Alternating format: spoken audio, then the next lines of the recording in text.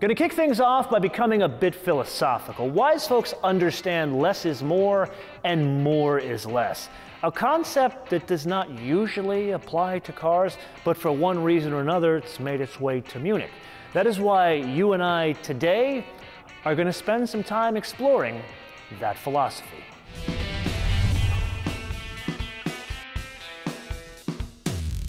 So let's dive into this less is more theme with the foundation, and that would be the engine. A 2-liter, 4-cylinder, direct injected gas turbocharged engine, 255 horsepower that comes in at 5,000 RPM, stays flat all the way up to 6,500 RPM, and 294 pound-feet of torque that comes in at 1,550 RPM and stays flat all the way up to 4,400 RPM. That drives, in this specific case, only the rear wheels. There is an option for all-wheel drive. In either case, just like the M440i, it is an 8-speed torque converter automatic. Now, while we're talking about that M440i, this is a huge theme that's going to come up throughout this episode. How does this compare to an M440i? Well, obviously 2 less cylinders, but it also loses that car's flash 48-volt electrical system. And then there are the performance figures, 0 to 65.5 seconds, and Vmax is 130 miles an hour, but with the right wheel and tire combination, 155. A couple of surprises in the mass department. First off, let's frame things. 3,578 pounds, or depending on how you express your weights and measures, 1,623 kilograms. Now, first of 2 surprises. The all-wheel drive system, which this car does not have, adds an additional 130 pounds. However, the big surprise, this vehicle we are driving, 4-cylinder, 2-wheel drive, is over 400 pounds lighter than the M440i. With that. Sport mode. There's a little hesitation there.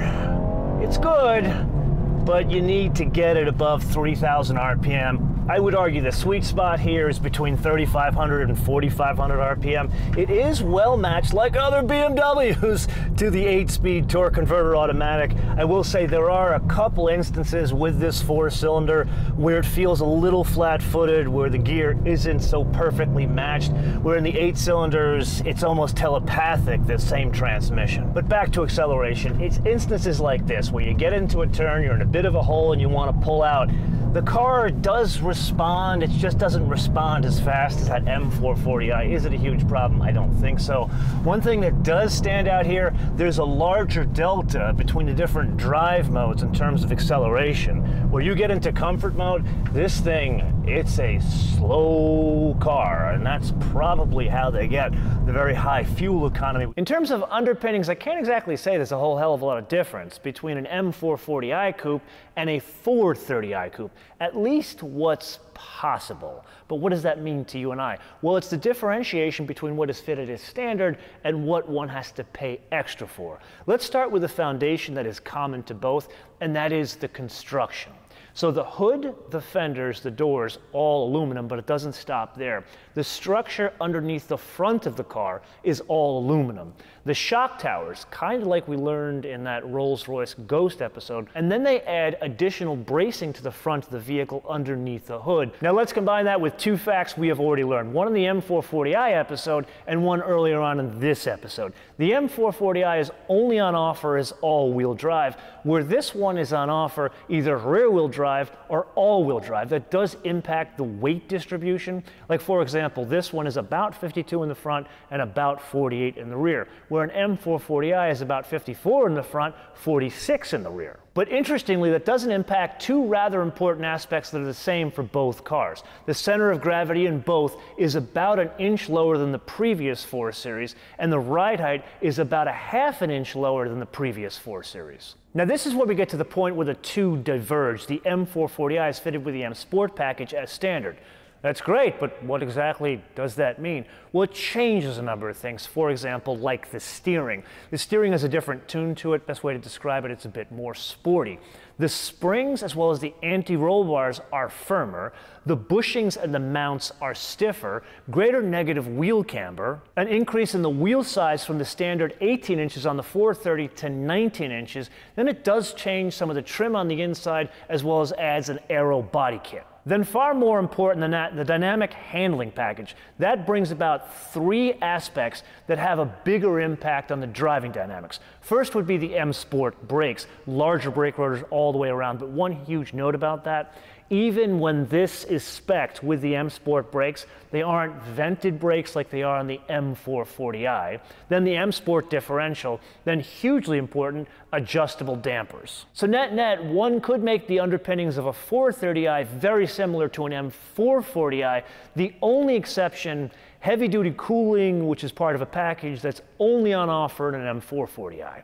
I much prefer the rear drive. I love the fact that the steering here is more direct. It's not trying to do 2 things at once, but that's just a personal preference. So something unexpected about the steering, I believe all of us would agree this, it's not a 911, but because it has that lighter engine in the nose, it does have some understeer, where in instances where you're pushing it really hard and you get out over your skis, you won't go that way, you'll go that way. However, a bit of feedback here, would love to see a bit more weight in the steering of the 430, especially considering the rear drive is an option here. And then there is the pitch. Here you notice a bit more pitch in this than you do in the M440i. I don't know if it's the setup of the dampers, the fact that this is rear drive, or something else, but you notice some pitch specifically coming from the rear of the vehicle. As far as squat and dive, really good control. Like, notice how hard I push this thing around these turns. You do not feel any plow. Probably something to do with the fact that you don't have as much weight in the nose. And if I'm doing the math, if it's about 400 pounds difference between this and an M440i, and the all-wheel drive system is 130, you're talking over 300 pounds for that larger engine. I do have to give you guys a provisional note about the brakes before we get to the options game. This is fitted with the M Sport brakes, which I think BMW North America, they put them in every single car they sent to me in Kumo, which I'm not complaining about. It's a very worthwhile option because the brakes, the feedback is good, the stopping power is good, and the pedal modulation is great. I would be interested to try this same car with the regular brakes and see how much of a delta there is in stopping power as well as all of the brake performance. If there is any stretch of road that would be perfect for trying to determine the impact of the M Sport differential, it would be this.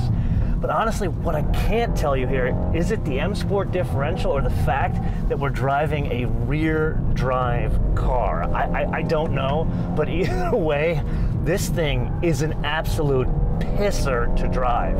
Why all of these Germans are force-feeding us all-wheel drive, at least in moderate performance cars like this, I don't know. I would love to see more power in rear drive. Yes, it is indeed that time again to play your favorite game on the options game with today's contestant. What could only be described as one of the most perfectly optioned out cars you and I have ever received from a manufacturer.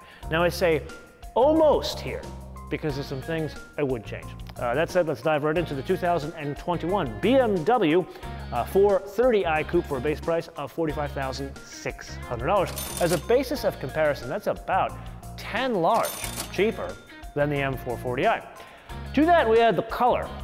Yes, I know it's white, but we have to pay extra for white. They call it mineral white. And yes, it looks very cool with the black wheels. But this car, whether you like the design or not, it really needs a proper, like, metallic color on it. I would suggest the blue, like we experienced in the M440i, so I would not pay the extra $550. To that, we add the stunning Mocha Vernasca leather. Now here, I do not think you are paying for the color, you are paying for leather, because I do believe leatherette, really vinyl, is fitted as standard to this on an almost $46,000 car. Either way, it is worth the $1,450. Then the 2 option packages which are a must on this vehicle, and we did discuss them earlier, the Dynamic Handling Package, $2,450, and the M Sport Package, $3,800. Then the Premium Package. I don't know if I would need that, $2,300. Qi wireless charger, optional, on an almost $46,000 car, $500. Then a very important option, the Harman Kardon sound system. this, I don't know what it is about BMW. It's quite a value. At $875, it rivals some of the $4,000 systems that we have experienced with Audis. To that, we add only one other thing, and that is the $995 destination handling from Dingolfing Deutschland, which brings us to the total retail price of something that is significantly cheaper than that M440i we drove. That was what, $70,000? This one is $58,520. So yes, you and I already had a discussion regarding the rather polarizing design in the M440 episode, but now we need to circle back because I've had a bit more time to reflect here, especially now with this one, because there's two things that really stand out. Number one, this design is much more about color and trim than anything else because it transforms the car. Let me prove it to you. Remember the M440i, it had that wonderful cerium gray trim on the grille. This one does not have that. It's got kind of your standard run-of-the-mill chrome, especially on that large grille.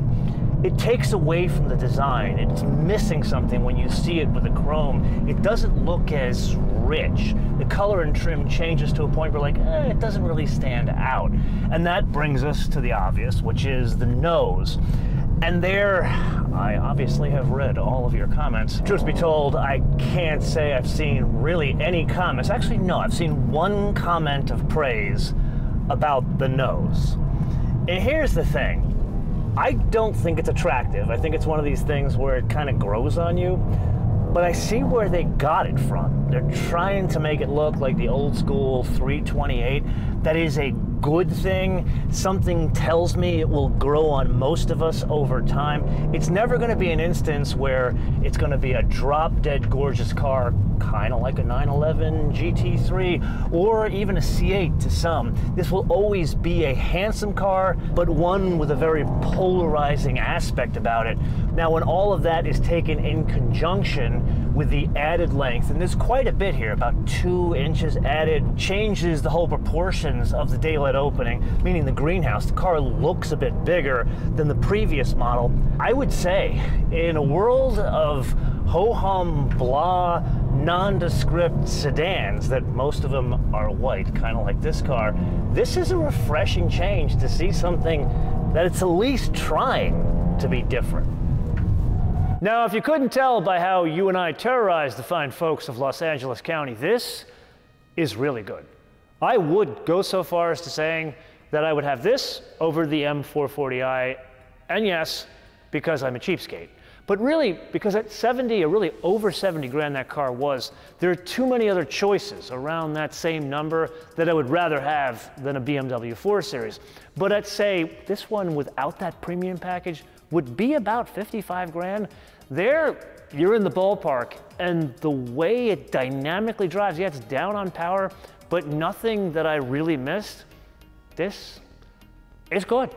However, that brings us to the wish list. And there, I'm gonna go back to the M440. I know I've brought this up a lot in this episode. That's a fast car. The thing that I was so surprised about that car was how quick it was. So can we have a 4 Series coupe that has the 6-cylinder, but is rear-wheel drive and is by design made lighter? I'm not really asking for the whole CS treatment where it's crazy amount of money and you only take out like 55 pounds. I'm asking for something that has rear-wheel drive, a little bit more power than the 440i, and something that's like 500 pounds lighter. That would be something I could get behind. Now, if that's a bridge too far, here's an alternative. How about this 500 pounds lighter with all the performance options we talked about, but with a manual transmission? Now that would be something I could get behind. And this is the point of the episode where I turn it around to you guys, and you opine in the comments below on whether we should add these things to the wish list, or should there be other things on the wish list? Let me know in the comments below, or via our social media, Motoman TV, all one word, Motoman TV, all one word, Facebook, Twitter, and Instagram. And with that, I do have to admit something. So Kumo, he really liked this car, because as you could tell, it's like him, it's white.